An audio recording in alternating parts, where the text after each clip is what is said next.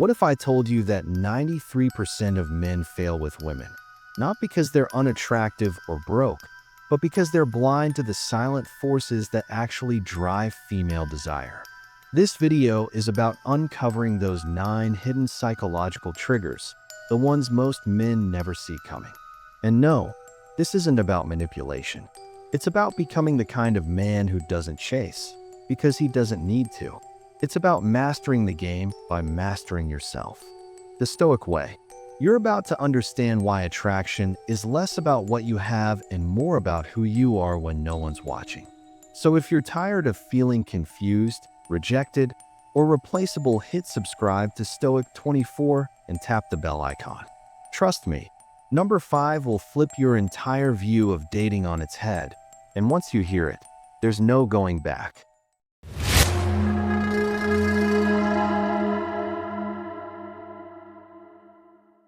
Number 1. The emotional validation trap. Most modern men fall into a seductive but dangerous trap. They become validation machines, constantly firing off compliments in the hope of winning affection. You're so beautiful, you're amazing, you're perfect. Words that once had weight now fall flat from overuse. These men, though well-meaning, end up doing more harm than good. They think they're building connection, but in truth, they're giving away their power. It's not that women dislike praise. It's that they crave something deeper, emotional depth, the kind of resonance that only comes from a man who knows his value and doesn't hand it out cheaply. A man who validates selectively commands curiosity, respect, and most importantly, desire. Take this example. You're on a date, and she tells a story about overcoming a challenge. Most guys would say, "Wow, that's amazing." Surface-level praise. But imagine responding with, "That took guts." Most people fold in that kind of pressure. Now, you're not just praising her, you're seeing her. That's what she's craving. Not empty hype, but real recognition. And when that recognition comes from a man who doesn't hand it out freely, it lands. The Stoics understood this. Marcus Aurelius wrote, "Waste no more time arguing what a good man should be. Be one." The strong man doesn't seek approval. He doesn't perform. He observes, and then he speaks with intent. Compliments may get her attention, but depth earns her respect. If you validate too freely, you become predictable, and predictability is the enemy of attraction. A man of mystery, who validates sparingly and only when it's deserved, activates a woman's curiosity, her longing to earn his recognition.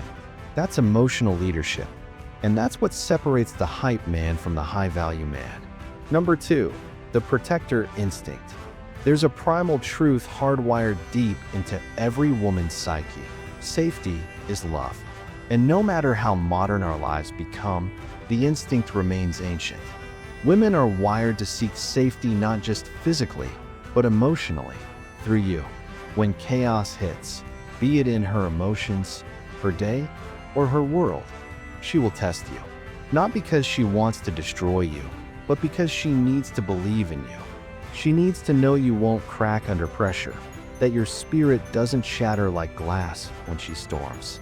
Imagine you come home, and she's upset, venting about work, friends, or just life's randomness. Your gut reaction might be to fix it, offer a solution, but that's not what she wants. What she really wants is to feel your presence like a mountain, still, grounded, unshakable. Like Marcus Aurelius wrote, "You have power over your mind, not outside events." Realize this, and you will find strength. She's watching to see if you can hold the line when things get messy, not run from the storm, but stand in it, calm and collected. That's what Stoicism looks like in love. This isn't about being emotionally distant. It's about being emotionally disciplined. If you flinch every time she throws a wave your way, she'll feel unprotected, emotionally abandoned. But if your energy is calm, centered, present, that's when she truly relaxes. That's when she says, "I can let go because he's got me." Not just physically, but spiritually. You want to embody the man whose silence speaks louder than panic. Because when the world is chaos, The man who becomes her peace wins her heart. Number 3, the forbidden fruit effect. There's a paradox rooted deep in human psychology. The more available something is, the less we value it. This isn't just a dating trick. It's a reflection of how desire works. When a man is always chasing, always texting, always available, he becomes common, predictable, and nothing kills desire faster than predictability. But when a man is grounded, disciplined, and focused on his own path, he becomes a mystery. He becomes the forbidden fruit she wants to taste. The ancient Stoics understood this well. Epictetus said, "Freedom is the only worthy goal in life." When a man is free from the chains of emotional neediness, he becomes powerful and, ironically, more attractive. Think of it this way. A lion doesn't need to announce he's a lion. He doesn't roar for attention. He just is. When you stop chasing her, stop putting her on a pedestal, you signal that your value isn't determined by her attention. This shift isn't about manipulation, it's about mastery. Mastery of your time, your emotions, your mission. When a man wakes up with fire in his belly and focus in his soul, women feel it, even from a distance. She starts to wonder, why isn't he chasing me like the others? And that's when the tables turn. Not because you played a game, but because you chose purpose over pursuit. Every man must face this question. Will I be the man who waits on her approval? Or the man who builds something so real she can't ignore it? You don't need to become cold, just controlled. You don't need to ignore her, just don't orbit her. Because at the end of the day, women don't fall for the man who's obsessed with them. They fall for the man who's obsessed with becoming the best version of himself. Number 4, the frame control weakness. One of the most dangerous mistakes a man can make is handing over his emotional frame to someone else, especially to a woman he loves. When you start reacting to her moods, when you let her emotional waves crash into your shore and pull you under, you're not being empathetic, you're being unstable. A woman may love your heart, but she respects your backbone. And if your frame cracks every time she throws a storm your way, she'll slowly start to feel unsafe. Not because you're cruel, but because you're inconsistent. And deep down, a man who's emotionally inconsistent is a man who hasn't mastered himself. Let me paint a picture. You've had a long day. She walks in upset, moody, cold. Most guys either retreat, or worse, mirror the energy. They get defensive, frustrated, pulled into her storm. But the man who holds the frame, he doesn't suppress his emotions, he directs them. He smirks. He stays grounded. Maybe he pulls her into a hug. Maybe he just says, "I love your fire." But he never lets her chaos become his. That's frame control. And it's not about domination, it's about stability. She's not testing to destroy you. She's testing to see if you'll break. When you don't, something primal awakens in her: admiration. This is the embodiment of a more fatty, a Stoic principle that means love of faith. Not tolerating what happens, but embracing it. Marcus Aurelius lived by this. So must you. When she tests you, because she will, don't recoil. Don't retaliate. Lean in. Smirk at the chaos. Love it. Own it. Because in that moment, you prove you're a man not controlled by the outside world, but anchored by an inner code. That emotional discipline, that calm amidst the fire, that's your most attractive trait. That's what makes her feel safe. That's what makes her respect you. Number 5, the vulnerability paradox. There's a truth that most men are afraid to face. Women don't want perfection. They want presence, emotional presence. And yet, so many men go into relationships wearing an emotional suit of armor, trying to appear unshakable, untouchable, and invincible.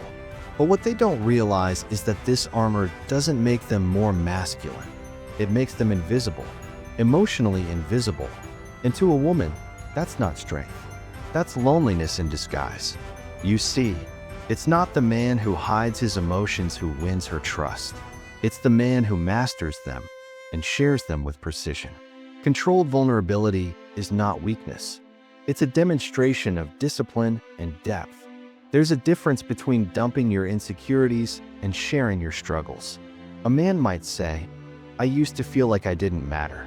I'd walk into a room and shrink. But I found the gym, I found Stoicism, and I built the man I wanted to be, one rep, one page, one battle at a time." That's vulnerability with a spine, and it strikes a chord with her, not because you're wounded, but because you've healed. Marcus Aurelius wrote, "You have power over your mind, not outside events. Realize this, and you will find strength. When you show her the storms you've survived, and that you are still standing, you don't lose respect. You earn it." We live in an age where men are told to either be hyper-emotional or ice-cold. Both extremes are lies. The truth lives in the paradox. The man who feels deeply, yet remains grounded, becomes unforgettable. And she won't fear losing you to emotional silence. She'll feel safe leaning into your emotional presence.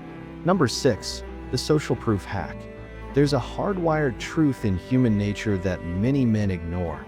Women don't just judge you by who you are, they judge you by how the world responds to you. It's not manipulation, it's survival. From a biological standpoint, she's wired to trust the tribe's reaction to you because, in ancient times, aligning with a high-status man often meant safety, provision, and stronger offspring. You can't out-talk this instinct. She sees how other men respect you, how women glance twice at you, how people naturally lean in when you speak. If you're constantly trying to prove yourself directly to her, you've already lost the game. Real power isn't declared, it's observed. Take this example. You're at a party.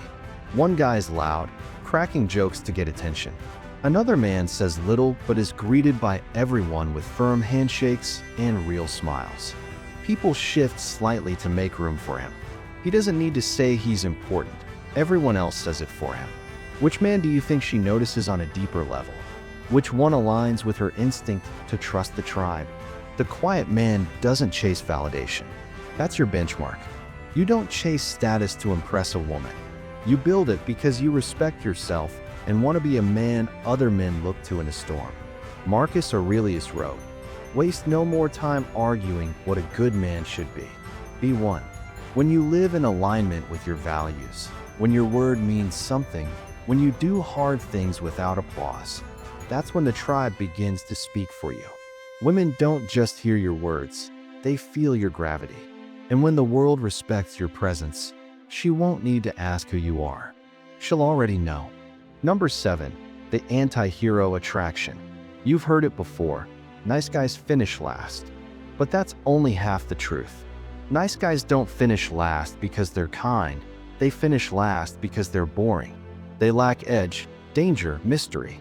The truth is, she's not looking for someone to roll over for her. She's looking for a man who makes her feel alive. Someone who makes her think, wonder, even doubt. The anti-hero isn't the villain. He's the man who dares to walk his own path. Consequences be damned. He's the man who knows how to tease with a smirk, how to challenge her without disrespect, and how to offer warmth without submission. Kindness without strength is weakness. But kindness with strength? That's power. Think about it. When was the last time a woman fell head over heels for the guy who did everything she asked, who always said yes, who never stood up for himself? You probably can't remember because it's rare. Contrast that with the guy who keeps her on her toes. He doesn't disrespect her, but he doesn't worship her either. He sets boundaries. He jokes. He plays. He disagrees. And she feels everything. Uncertainty, curiosity, fire. He activates her nervous system, and it pulls her in like gravity. In Letters from a Stoic, Seneca wrote, "A gem cannot be polished without friction, nor a man perfected without trials."